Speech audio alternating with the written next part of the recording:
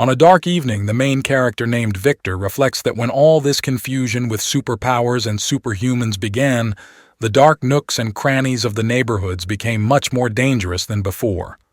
Victor, having drunk a fair amount of alcohol, is pushed out of the establishment, and he is told that if he decides to drink again, he will have to get away, since this time he vomited right on the floor in front of the visitors. Not really paying attention to the bouncer's words, he picks up the bottle to drink another portion of alcohol from it, muttering something under his breath. He doesn't understand that the bottle is closed and displeasedly points his finger at it, demanding that he get a new one, when he suddenly hears a woman's screams. Cries for help cause him to shift his attention, and he decides to put off dealing with his bottle for a while. Turning his head, he notices that in the gateway, from which a woman's scream was heard, a small group of people can be seen. A girl named Anna is surrounded by hooligans who tell her that she is looking for adventure on her own, since she deliberately walks through such gateways. The girl tries to scream, but they tell her not to strain her voice, since no one will come to save her, after which they grab her by her clothes and hair and throw her to the ground. Several people begin to restrain Anna, who decide that it's time to stop fussing with her and get down to business, wringing her hands. The gang leader turns around and tells his accomplices, who are already arguing about whose turn will be first, that they suddenly have guests. Victor, having finally figured out that his bottle was closed, asks the hooligans what they are doing here. The leader replies that it's none of his business, adding that he should get away while he still can, after which his accomplices tell him that no one will notice the corpse of a drunk in the gateway. The gang leader understands that Victor is not going to give up and decides to calm him down with his fists, after which he swings at him, saying that today he will die. However, to his incredible surprise, the hardened drunk intercepts his blow, easily stopping him in his tracks. At the same moment, he jumps into the air, preparing to strike with both legs in the air. Surprisingly, the leader does not have time to react, and Victor delivers a powerful kick to the face, sending him flying. The leader, flying forward, crashes into the face of his accomplice, losing consciousness from severe damage.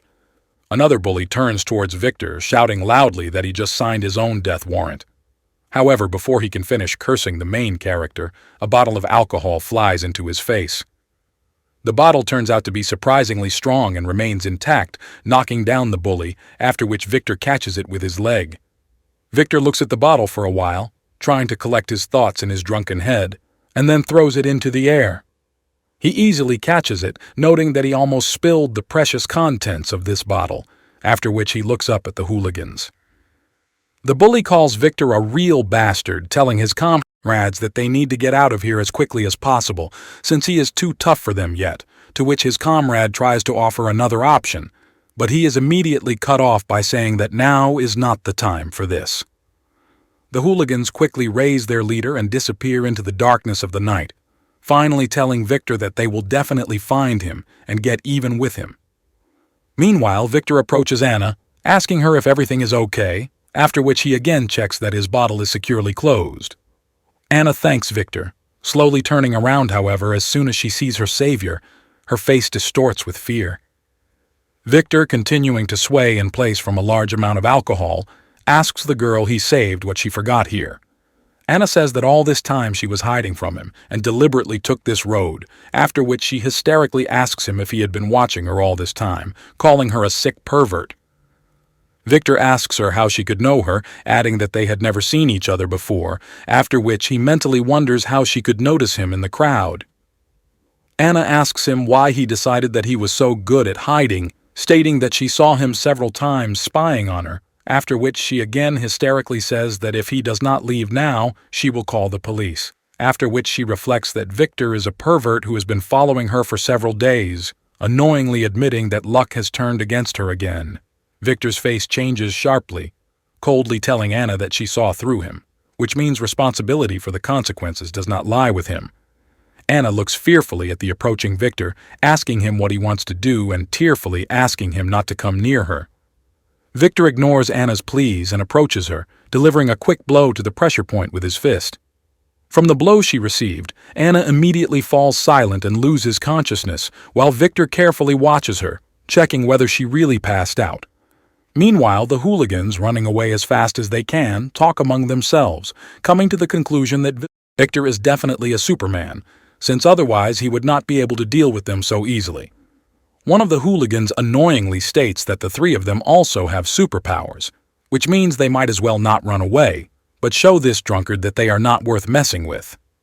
Another hooligan fearfully asks him if he saw how easily Victor knocked him to the ground, adding that he is able to withstand the blow of a car, but he almost died from being hit by a bottle, which means Victor is probably a hunter. He tells his comrades that usually superhumans try to hide their powers so as not to become a target of hunters for superpowers, after which he declares that even if Victor is not a hunter, he is definitely capable of fighting on equal terms with real hunters, which means that with such strength it's better not to butt heads and run away. Meanwhile, Victor, who has chased the hooligans across the rooftops, arrogantly says that they must be careful. Hearing Victor's voice, the hooligans freeze in place, shackled by primal fear. Victor tells the bullies that wanted criminals need to be much more careful and not get involved in troubles like this. The leader of the bullies glares at the main character, calling him an annoying little bastard. Victor finally opens his bottle, drinking greedily from it, after which he tells the thugs that the whole city already knows about them, since they rob and kill the townspeople too, like mad wild animals. Victor jumps to the ground, telling them that he is a level 4 hunter, which means their fate is already sealed, after which he invites them to surrender on good terms, adding that in this case he will show them mercy. One of the hooligans fearfully says that Victor is still a hunter of superhumans, to which the thug tells him that there is only one Victor here, which means they could grab him and finish him off, taking advantage of their numerical advantage. Drake sets his hand on fire, asking the bullies what kind of shabby clothes they wear, suggesting that they spent all the stolen money on dark crystals from the black market, adding that he is sincerely glad that people can buy artifacts and gain superpowers. However, when superpowers fall into the hands of such scum, the world becomes an increasingly terrible place. The goon tells Victor that a hunter who speaks so much pompous speeches sounds like a complete idiot, noting that hunters who kill many more people for dark crystals than they can condemn them. With these words, the thug transforms, covering his body with metal, and tells Victor that if he wants to take their powers, then he should have said so directly. He completes his transformation into a metal monster, telling Victor that his superpowers are not cheap black market items, as thanks to them, not even a missile can penetrate him, let alone Victor's pathetic little blue light. Victor calmly looks at the giant metal brute and tells him to attack first. The brute annoyedly orders Victor to shut up and finally die, after which he delivers a heavy blow with his metal fist. However, Victor, shrouding his hand in blue flame, delivers a powerful blow to the brute's body, disintegrating a huge part of his body in a matter of seconds. The brute howls in pain as he is consumed by blue flames as his accomplices watch in horror. Without turning to look at his opponent, Victor tells him that he is a great joker for showing such a fantastic level of self-confidence. He adds that its scorching radiance cannot be compared with some kind of rocket. With these words, he turns to the remaining thugs and tells them that now it is their turn to pay the bills. The thugs look at Victor in horror, with great difficulty overcoming the crippling fear that prevents them from immediately running away. Victor takes a few more steps towards them and they begin to run away, asking him for mercy. However, Victor remains deaf to their pleas and overtakes them, again setting his hand on fire with a blue flame. After a few seconds, all that remains of the entire group of thugs is a pile of charred, smoldering bones. Victor approaches the remains and, after a short search, finds the surviving fragments of dark crystals. He carefully counts their number, realizing that he has a total of 17 shards, irritably noting that he needs to get 3 more shards this month. After a while, Anna comes to her senses, slowly opening her eyes.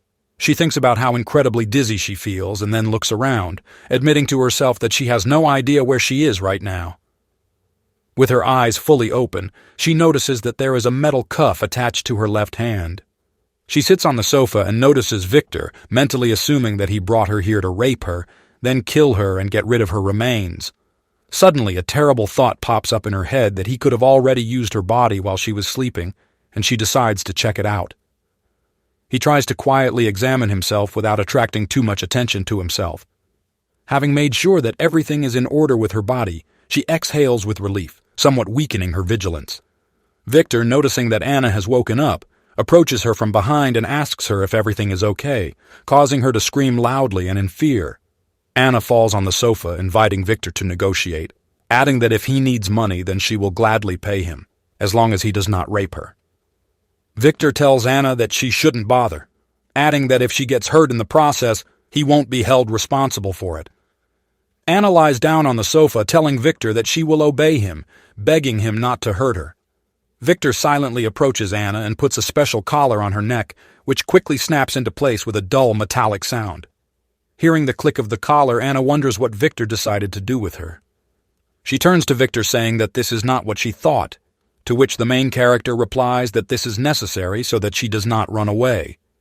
Anna feels her body again and decides to touch the collar to understand what Victor has snapped on her neck. Victor notices Anna's actions too late and only manages to shout to her not to touch him.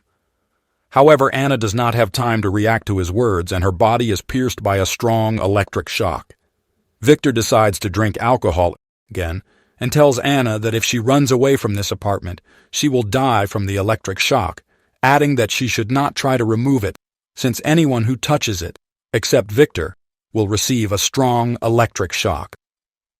Anna, hysterical, asks Victor what he is going to do to her and why he kidnapped her. She calls Victor a freak, a creature, a drunk and a pervert, to which he only irritably orders her to shut up. However, this does not work, and Anna pours unprecedented streams of obscene language at Victor, causing him to completely lose patience. He turns to Anna and in a menacing voice orders her to shut up, otherwise she will run into trouble. He states that if Anna were not a girl, he would have killed her long ago, after which he orders her to shut up and sit in silence. Anna decides to just scream louder that they are going to kill her, but Victor just as irritably tells her that she can scream as much as she can, since this room is soundproof. Anna stops screaming and begins to cry quietly, begging her parents to come here and rescue her from captivity. Victor also decides to moderate his ardor, seeing a defenseless-looking girl in front of him. He tells Anna that she should not pretend to be an inept simpleton, since an ordinary person would never notice if Victor was following him, after which he adds that if Anna is not a hunter, then she has definitely been attacked by hunters for superpower, since only those who were targeted will always be vigilant. Anna continues to cry, wondering why Victor began to think that she was a superhuman. Anna asks Victor if he has evidence of her superpowers, which will sound more convincing, adding that if she had powers, she would have already taken him to jail, and he would not have been able to grab her, to which Victor, confused, he says that she can hide her powers, adding that he will let her go after she has stayed here for 15 days. Anna is surprised by Victor's words, asking him if he is lying to her, to which Victor replies that he does not need Anna in the apartment, and he keeps her here only for reasons of his own safety. Anna asks Victor why she has to sit here for 15 whole days, asking him if it would be possible to let her go home early, to which the main character replies that it's none of her business, adding that she should go to bed. Anna says that all these fairy tales about the huntress are just an excuse for such an old pervert like Victor to keep such a beauty in his basement. Victor irritably replies that she should not be rude to him and should go to bed, to which she tells him that she urgently needs to go to the restroom. Victor looks at Anna in disbelief, assessing the possibilities in his head that she is deceiving him. Without thinking twice, Victor decides to trust Anna, saying that she is still wearing a collar so she will not be able to escape, even if she really wants to. After pressing the button, the handcuff on Anna's hand snaps off and she gains relative freedom of movement. After a while, she goes into the restroom and thinks about what life situation she finds herself in. She looks at the mirror located in the restroom and wonders why the hell it is hanging in such a strange place. Anna mentally wonders where Victor put her bag with her phone, after which she comes to the conclusion that she needs to come up with an escape plan. However, after some time, Anna realizes that Victor is a rather handsome guy, noting that if not for all these oddities, she would even consider the possibility of a relationship with him. Suddenly her strange thoughts fade away, and she realizes what she was just thinking about. Anna tries to clear her thoughts, shaking her head from side to side, noting that despite his appearance, Victor is a sick man who kidnaps people. After a while, she comes up with a brilliant plan, which is to call the police as soon as Victor falls asleep. After some time, night falls on the city and it is illuminated by the lights of buildings and lanterns. Anna goes to bed and Victor decides to retire to his room in order to improve his body. As soon as Victor closes the door, Anna opens her eyes and decides to look around. Victor places a special device on the toilet, shaped like a cylindrical blender. He presses a button and the device activates, revealing a hole located in its center. Victor examines the device and sets his hand on fire in order to interact with it. Having gathered his strength, Victor decides that he cannot hesitate and quickly lowers his hand into the device. As soon as he completes this procedure, the device comes into action again and makes the eerie sounds of an accelerating saw. After a second, the window of the device closes, completely cutting off the protagonist's hand. Victor quickly pulls his hand away, from which clouds of thick steam begin to emanate. Anna, who decided to investigate the situation, spies on this process, surprised by what she just saw. Victor, feeling someone else's gaze on him, quickly turns around, looking at Anna. Frightened, Anna immediately runs away, but Victor easily understands that she was watching him. He stares intently at the slightly open door, wondering why Anna could be watching him. Deciding not to hesitate for a second, Victor leaves the restroom, looking intently at Anna. Anna looks at Victor in fear, asking him what happened to his hand. Victor doesn't answer her, slowly approaching her, showing off his arm cut off at the elbow.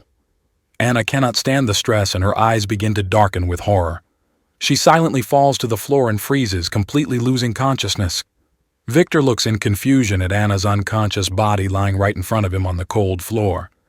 After some time, morning comes and Victor's house is flooded with the sun, which is at its zenith. Anna comes to her senses and wonders why she faints so often in the most critical situations. Suddenly, she looks around, greatly surprised by the change in situation. He realizes with horror that morning has already come, and she has lost consciousness for several hours. Turning her head to the coffee table, she discovers that Victor has prepared her breakfast by frying eggs and bacon. She takes a closer look at the note stuck to the glass of hot milk and notices that it asks her to be quiet and not do anything stupid until he arrives. She studies the note and realizes that Victor went somewhere for a while. She realizes that this is a great chance and decides to try to explore the apartment again in order to come up with an escape plan. Meanwhile, Victor climbs onto the roof of a huge building and takes out his phone to check his messages. He looks at his correspondence with the stranger and thinks that he is very late and is in no hurry to meet him. However, suddenly the door to the roof of the building behind him opens and a mysterious stranger appears before Victor. He wishes Victor good morning, sincerely declaring that he is incredibly happy about their first meeting. Victor asks the stranger why he was so late, to which he asks for forgiveness, explaining his absence due to heavy traffic jams on the road.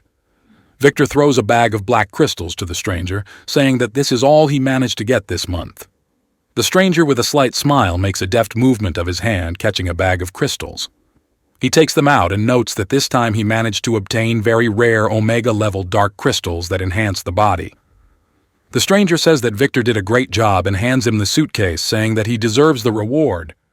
The stranger notes that Victor really is a peculiar guy because he only accepts payment in cash, to which the main character tells him that it's none of his business. With these words, Victor approaches the edge of the building and jumps down with a confident look. The stranger stares at Victor, then takes out his phone to dial a familiar number. The stranger's interlocutor picks up the phone and he greets her, calling her Mrs. Morgana. He reveals that he placed a tracking beacon in Victor's case, as per her request. Mrs. Morgana, who is a tall, stately girl, tells the stranger that he has done an excellent job, adding that the money will soon be transferred to his account. As she talks, a strange man with a collar around his neck paints her legs, looking like demonic claws. Morgana tells the stranger that she will triple the reward if he personally deals with Victor, to which he chuckles and replies that he does not take on a job that he is not capable of completing. The stranger says that he would like to give advice to Morgana, noting that she should not underestimate this boy, even though she has the strength to cope with him, to which she replies that her further concerns do not concern him. Meanwhile, Morgana's slave makes a careless move, carelessly applying varnish to her fingers. Morgana immediately notices this and glares at the guy with a spiteful and angry look.